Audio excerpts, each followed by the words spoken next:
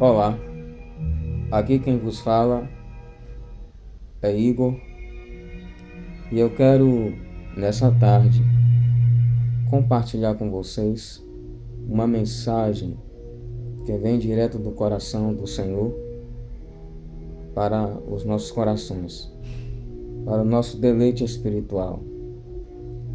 Mas antes de eu começar a compartilhar a mensagem,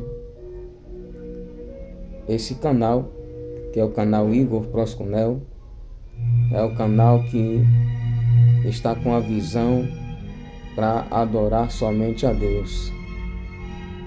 É um canal que eu coloco louvores, adoração, que são minhas composições, e também falo de algumas mensagens bíblicas para o seu elevo espiritual, para a nossa edificação, o nosso deleite no Senhor. Você querendo desfrutar desses vídeos e dos louvores, das mensagens, inscreva-se no canal. Será um prazer ter você participando nesse canal. Faça os seus comentários, fiquem à vontade. Bem, a palavra está em segunda carta de Paulo a Timóteo, segunda carta do apóstolo Paulo a Timóteo, capítulo 4, do versículo 1 ao versículo 4, vai dizer assim: Conjuro-te, pois, diante de Deus e do Senhor Jesus Cristo, que há de julgar os vivos e os mortos, na sua vinda e no seu reino, que pregues a palavra antes a tempo e fora de tempo, redarguas, repreendas, exortes com toda a longanimidade e doutrina, porque virá tempo em que não sofrerão a sã doutrina, mas tendo comichão nos ouvidos, amontoarão para si doutores conforme as suas próprias concupiscências, e desviarão os ouvidos da verdade, voltando às fábulas. Bem, essa passagem é uma passagem muito interessante. É uma passagem que o apóstolo Paulo, ele escrevendo, claro, a sua segunda carta a Timóteo, ele está orientando a Timóteo a respeito da palavra. Palavra essa que deve ser pregada em todo tempo, antes a tempo e fora de tempo. E é uma palavra em que Paulo vem chamar a atenção, alertando o apóstolo, ou melhor dizendo, Timóteo, para que não vacile em pregar a palavra do Senhor. Aqui o apóstolo Paulo, ele leva a Timóteo a entender que há uma necessidade de se pregar a palavra de Deus, mas de se pregar de modo atencioso, de modo em que vai levar ou até mesmo levaria as pessoas ao despertamento espiritual. E a responsabilidade de se levar as pessoas ao despertamento espiritual não é uma responsabilidade fácil. Assim como no tempo do apóstolo Paulo e até mesmo de Timóteo, não era de maneira nenhuma fácil. O evangelho ainda estava começando. É claro que o evangelho, na verdade, veio começar a partir dos 12 discípulos. A Bíblia vai falar em Mateus capítulo 16 que Jesus, quando estava ali com os 12 discípulos, ele indagou para os 12 discípulos: Vós, quem dizeis que eu sou? E de repente Pedro, tomando a palavra, porque foi o único que teve a revelação pelo Espírito Santo, ele abriu a boca dizendo: Tu és o Cristo, o Filho do Deus vivo. Logo Jesus disse: Pedro, tu és pedra, e sobre esta pedra eu edificarei a minha igreja. E as portas do inferno não prevalecerão contra ela. Isso significa que naquele tempo a igreja estava realmente começando, estava a dar os seus primeiros passos, começando a dar as suas primeiras caminhadas. Lógico que depois do Pentecoste, veementemente, a igreja veio a dar realmente os seus frutos e fazer assim a sua colheita de almas através dos atos dos apóstolos, através dos atos dos discípulos. Discípulos esses que antes estavam em aprendizado, mas depois que Jesus foi assunto aos céus, depois que Jesus voltou para a sua própria glória,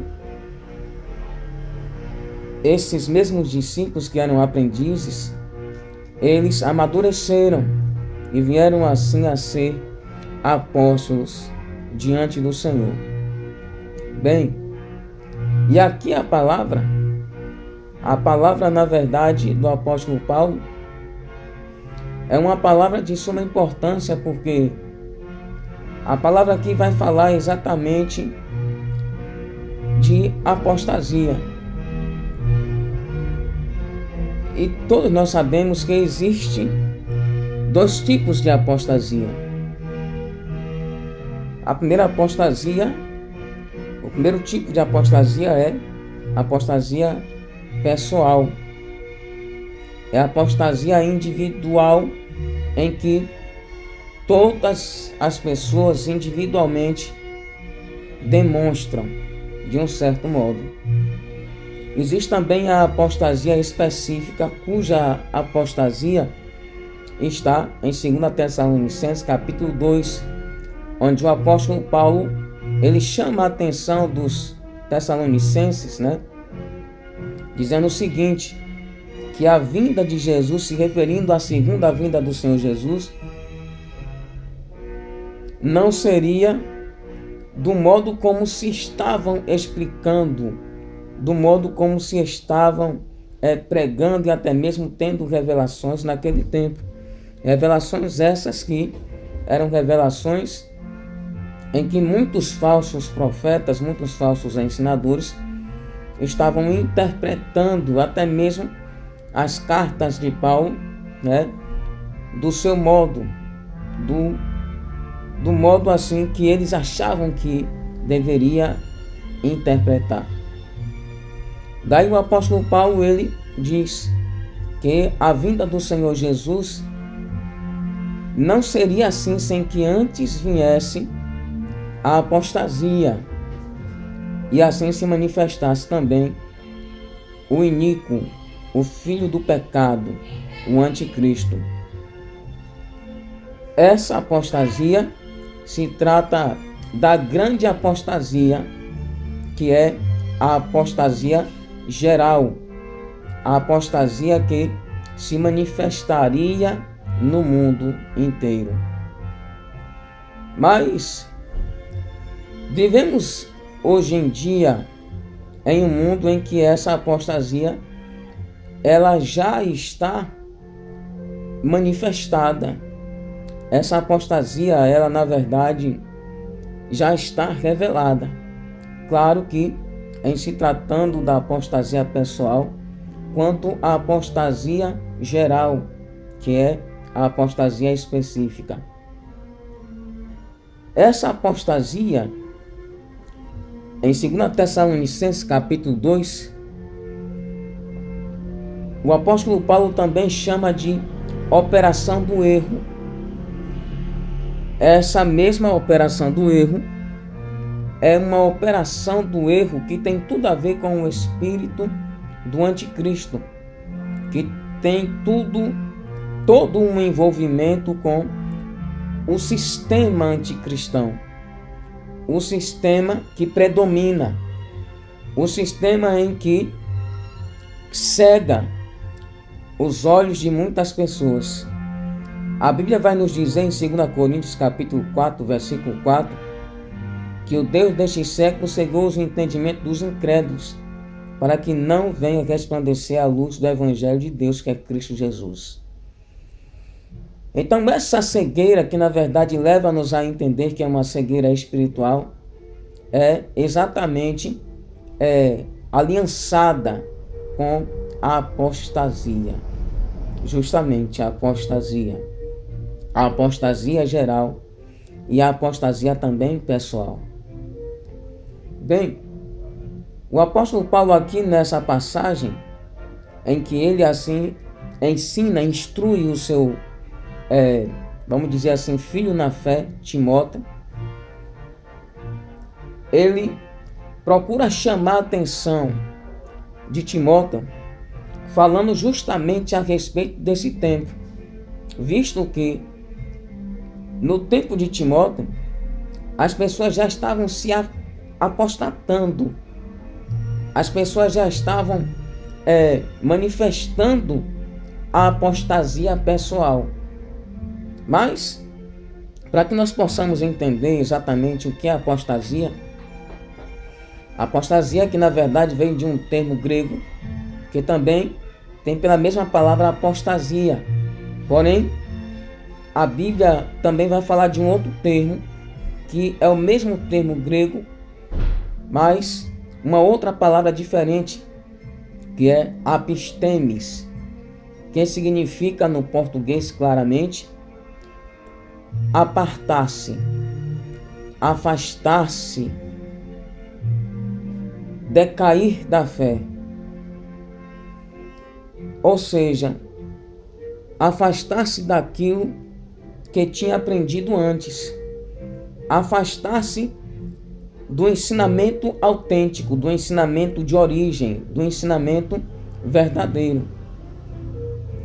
E esse afastamento, na verdade, vai falar a respeito de frieza espiritual. Bem, já tinha falado Jesus a respeito disso em Mateus capítulo 24, que na verdade esse foi até um dos sinais que Jesus falou a respeito da segunda vinda dele e do arrebatamento que antecede a segunda vinda. Mateus capítulo 24, versículo 12, vai dizer exatamente assim: que por se multiplicar a iniquidade, o amor de muitos esfriarão. Esfriar na fé, esfriar espiritualmente, que também leva-nos a decair, ou seja, a cair na fé, a cair daquilo que sabíamos antes como verdadeiro, que tínhamos antes como original. O apóstolo Paulo aqui, ele vem falando a partir do versículo 3: porque virá tempo em que não sofrerão a sã doutrina, mas tendo comichão nos ouvidos, amontoarão para si doutores conforme as suas próprias concupiscências, e desviarão os ouvidos da verdade, voltando às fábulas. Bem, aqui o apóstolo Paulo, ele procurando incentivar Timóteo a permanecer na doutrina, na pregação do verdadeiro evangelho, da verdadeira doutrina. E aqui ele simplesmente alerta a Timóteo, dizendo que nos últimos tempos, assim como também já estava acontecendo antes, nos últimos tempos, as pessoas se desviariam da fé, apartariam-se do verdadeiro evangelho, a ponto de amontoarem comichão nos seus ouvidos, a ponto de não mais suportarem a sã doutrina, a ponto de não mais considerar aquilo que é verdadeiro. Os primeiros ensinamentos da fé. As pessoas não suportariam, não aguentariam mais ouvir falar de como poderia estar de fato diante de um Deus amoroso, diante de um Deus que, claro, é amor, mas também é justiça, diante de um Deus que mostra-nos misericórdia, diante de um Deus que exatamente nos abraça, nos acolhe, diante de um Deus que está sempre com suas mãos estendidas para nós, que está sempre com os ouvidos inclinados e atentos a ouvir a nossa voz, de fato. Mas esses ouvidos só continuarão inclinados e atentos para ouvir a nossa voz somente quando estamos diante da presença dele, vivendo o verdadeiro evangelho, suportando a verdadeira doutrina. Mas o que é exatamente suportar a verdadeira doutrina, amados?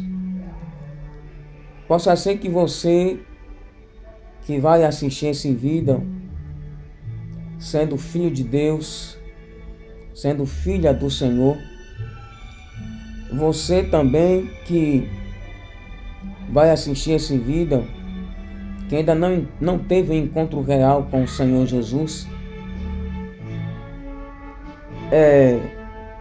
seja edificado exatamente com essas palavras. Não suportar a sã doutrina significa que muitas pessoas, por não querer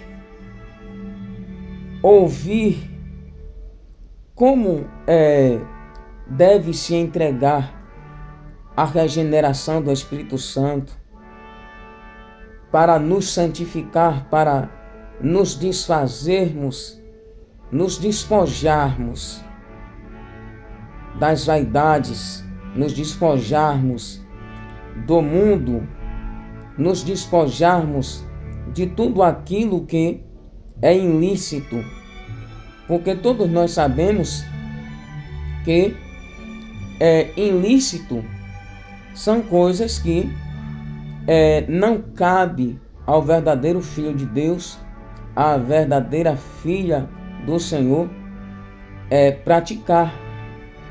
São coisas que aos olhos do Senhor abomináveis, são abominações aos olhos do Senhor.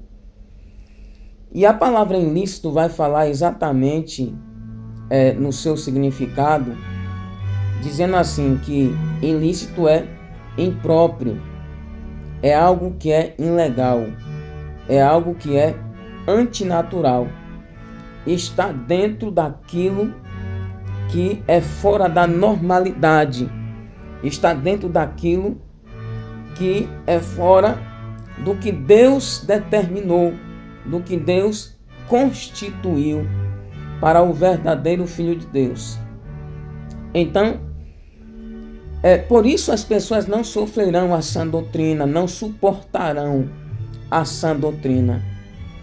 E por esse motivo, essas mesmas pessoas que não suportarão a sã doutrina são pessoas que estão acostumadas a irem para as igrejas, estão acostumadas a dar o seu dízimo, a dar a sua oferta, estão acostumadas a louvar, a adorar ao Senhor, porém louvam e adoram ao Senhor somente de lábios, de boca para fora. Não louva ao Senhor de fato, de verdade, de coração quebrantado, de coração contrito, de verdadeiro arrependimento do pecado. Aquelas pessoas em que está completamente fora do que fala 1 Tessalonicenses capítulo 5, versículo 23. Vai dizer o seguinte, o mesmo apóstolo Paulo, ele diz assim: amados, que nós sejamos... Deixa eu abrir aqui para você, para que eu possa citar, né? Para que eu possa falar exatamente como está escrito. 1 aos Tessalonicenses, capítulo 5, versículo 23. E o mesmo Deus de paz vos santifique em tudo, e todo o vosso espírito, alma e corpo sejam plenamente conservados e irrepreensíveis para a vinda de nosso Senhor Jesus Cristo. Pois bem, isso leva-nos a entender que Deus, Ele não quer somente metade de você. Ele não quer somente metade de mim. Ele não quer somente um simples louvor saindo dos meus lábios. Ele não quer somente uma simples música. Não. Ele não quer de mim e de você somente o meu coração, somente o seu coração. Não, não, não. Nada disso. Mas Ele nos quer de espírito, alma e corpo. Se você prestou atenção, quando eu proferi o versículo, quando eu li o versículo, o apóstolo Paulo ele vai chamar a atenção dizendo que a nossa vida deve ser uma vida conservada e irrepreensível, de espírito, alma e corpo, até a vinda do Senhor Jesus Cristo. É exatamente isso que eu acabei de falar. Até a vinda do Senhor Jesus Cristo. Isso leva-nos a entender, queridos, que Deus ele nos quer sem reservas.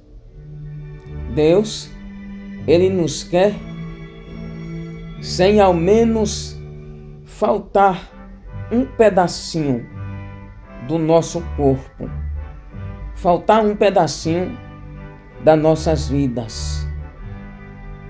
Você sabia que Deus ele tem ciúme de você? Deus, ele tem ciúme de mim e de você. O evangelho ao qual está sendo pregado hoje em dia é este evangelho aqui. É este evangelho que o apóstolo Paulo ele falou para Timóteo. Um evangelho que é barato, um evangelho que é fácil, um evangelho light, um evangelho distorcido, desviado, adulterado, um evangelho sem cruz, um evangelho sem renúncia, um evangelho que, o que é que tem? Não tem nada a ver. Um pouquinho só não faz mal. Esse evangelho, cujo evangelho que o apóstolo Paulo ele apresenta para Timóteo e diz para Timóteo combater de acordo com a pregação do verdadeiro evangelho. Sendo que, qual é mesmo o verdadeiro evangelho? Bem, o verdadeiro evangelho é contrário a tudo o que eu acabei de falar. É um evangelho que é de cruz, um evangelho de renúncia, um evangelho de lágrimas, um evangelho de dores, um evangelho de perseguições, de tribulações, de provas. Isso mesmo. Esse é o único evangelho genuíno. Esse é o único evangelho que vai de fato nos levar a alcançar a vida eterna. Eu fico achando engraçado, amados.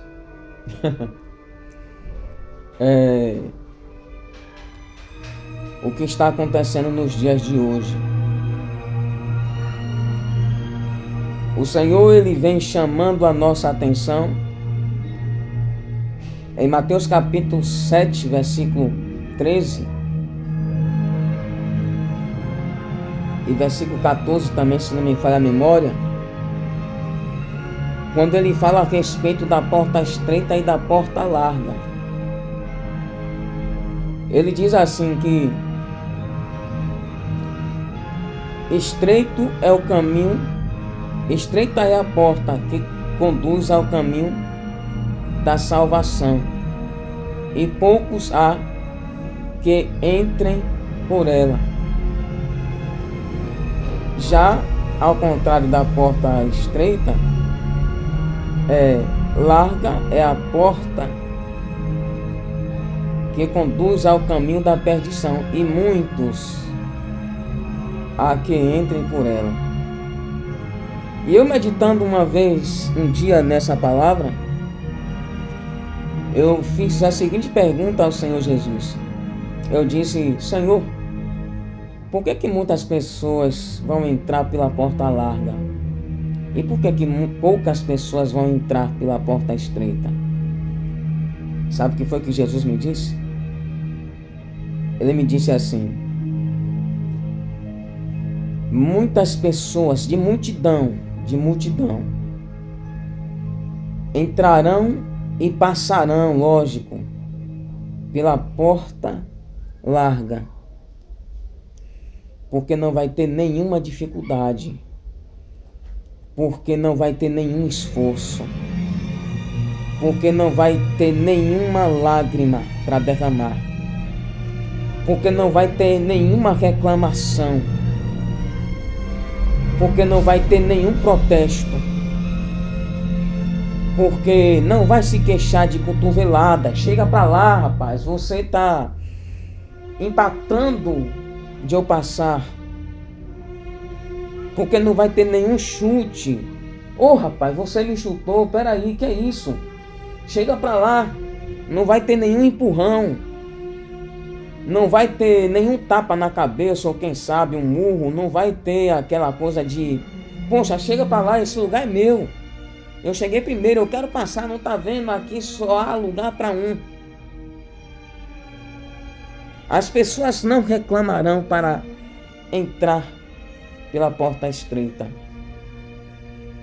As pessoas não passarão por momentos de até querer desistir. Mas ao contrário, as pessoas simplesmente passarão na maior facilidade, sorrindo, quem sabe até cantando, se divertindo. As pessoas passarão com todo prazer. Vai ter espaço para todo mundo passar. Amados, interrompendo aqui um pouco, eu quero pedir perdão pelo barulho que está acontecendo lá fora. Algumas crianças, né, ainda nessa época, né, soltando bomba. Mas louvado seja Deus. Então essas pessoas terão completa facilidade para passar. Já a porta estreita, poucas pessoas entrarão por ela. Porque pela porta estreita haverá lágrimas, haverá sofrimento, haverá provações, perseguições, haverá gente querendo desistir, haverá pessoas querendo chutar o pau da barraca, dizendo: Deus, eu não aguento mais. Haverá pessoas dizendo: Senhor, me mata logo, eu não estou mais aguentando. Então, queridos, existe essa diferença da porta estreita para a porta larga. A porta larga vai entrar todas as pessoas que estão vivendo o evangelho contrário, o evangelho da apostasia pessoal, o evangelho da apostasia, da grande apostasia, que tem tudo a ver com a operação do erro, cuja operação do erro já está solta sobre a face da terra. Essa operação do erro, queridos, vai levar muitas pessoas, além de estarem enganadas, ainda mais à prática do engano, ainda mais à prática da apostasia. Essas pessoas se entregarão mais ainda à apostasia. Erros escabrosos, erros que tem tudo a ver com o impróprio, o antinatural, aquilo que é abominável diante dos olhos do Senhor. Essas pessoas que amontoarão comichão para os seus próprios ouvidos, o que é exatamente comichão? Comichão são palavras agradáveis. Comichão é comparado a uma música que é própria para os ouvidos. Sabe aquela música em que a pessoa chora? Sabe aquela música que massageia o ego, sabe? Pois bem, aquela música que dá prazer até mesmo da pessoa repetir. São palavras que vai sempre dizer: estou contigo, né? Aquela palavra, não temas, mesmo a pessoa no erro, né? A pessoa só vai gostar de ouvir: não temas, eis que estou contigo, eis que sou teu Deus, eis que eu me agrado de você. Profetas comprados, pregadores comprados, pastores, evangelistas, diáconos, presbíteros, bispos, apóstolos, todos eles comprados, com uma falsa oratória, pregando um evangelho fácil. Interessante que em Mateus capítulo 28,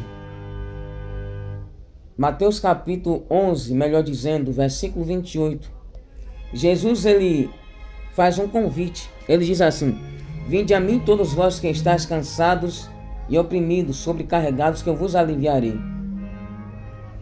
E dentro dessa passagem existe a famosa frase que diz assim: venha como está. Lógico, o convite, na verdade, querido, é para todos. Venha como está, exatamente. Como você estiver vestido, venha. Não importa a roupa que você está vestido. Seja lá qual for o seu comportamento, venha. Não importa qual é o seu comportamento de agora. Como você estiver vivendo a sua vida, não importa, venha como está. Isso leva-nos a crer que é o Espírito Santo de Deus quem vai nos transformar. Mas há pessoas no nosso meio, dentro das igrejas,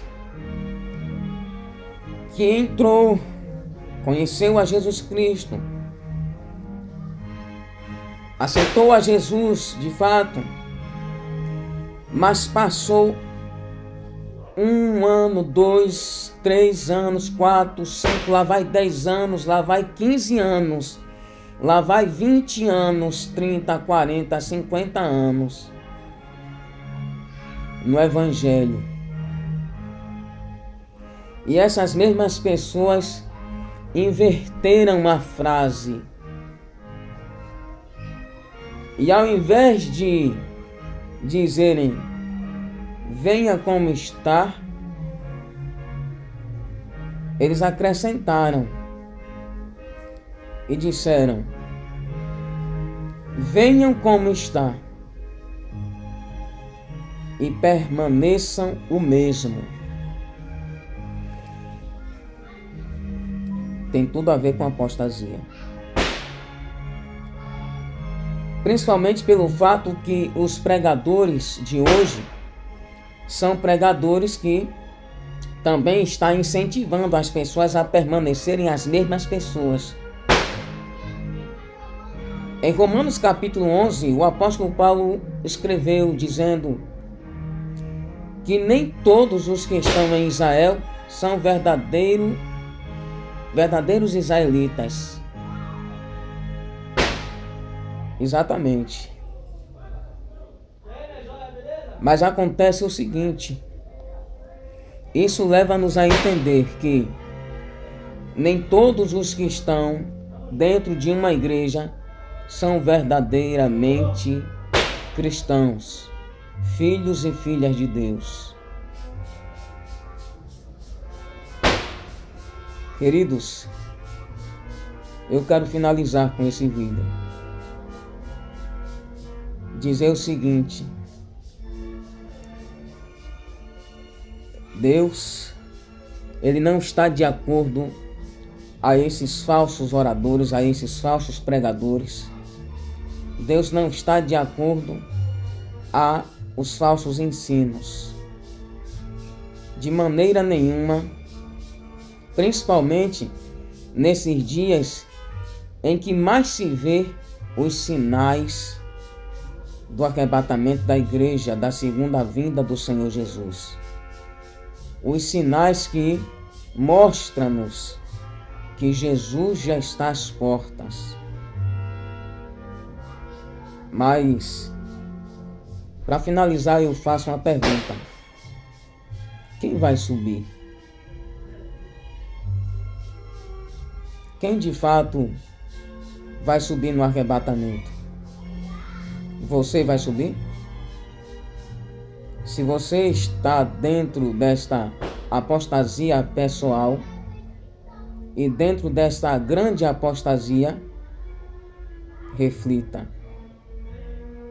Porém, se você não estiver dentro de nenhuma dessas apostasias, então tenha convicção, tenha plena certeza da sua salvação, de que quando Jesus arrebatar a igreja, você subirá. Que Deus em Cristo te abençoe. E mais uma vez eu quero te pedir, comente e inscreva-se no canal. Que a paz e a graça do Senhor Jesus fique com todos.